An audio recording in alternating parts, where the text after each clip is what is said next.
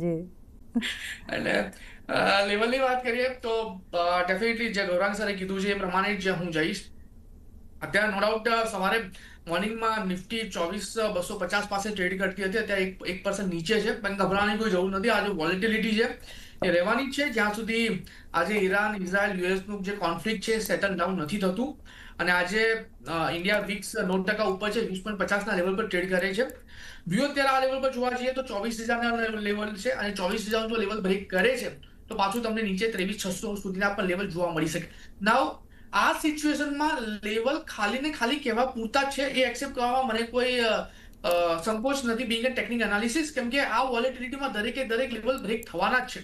જે વસ્તુ ધ્યાનમાં રાખવાની છે એ વસ્તુ એ છે કે તમારી જે એસઆઈપી છે, તમારું જે ઇન્વેસ્ટમેન્ટ છે, તમે એને સિસ્ટમેટિકલી કન્ટિન્યુ કરો, કેમ કે અહીંથી જો માર્કેટ કવર થયું તો મીન ટાઈમમાં સારામાં સારા રિટર્ન તમને અહીંથી મળી શકે છે.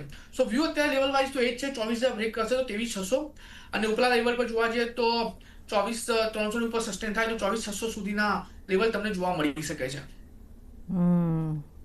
ઓકે, તો 24,000 મેન્ટેન કરવા જરૂરી છે, પણ એ જો તૂટે છે તો 23,600 આપણે જઈ શકીએ છીએ, ને ઉપરની સાઈડ પર 24,300ના આપણે લેવલ જોઈ શકીએ છીએ. જો 24,000ના લેવલ્સ મેન્ટેન થાય છે, સસ્ટેન થાય છે તો, અને વધારે ઉપર જઈશું તો 24,600ના આપણને લેવલ્સ જોવા મળી શકે છે. તો 23,600થી 24,600ની રેન્જમાં આપણે માર્કેટને આ બાજુ કે લેફ્ટ કે રાઈટ આપણે બંને બાજુ જતા જોઈ શકીએ છીએ.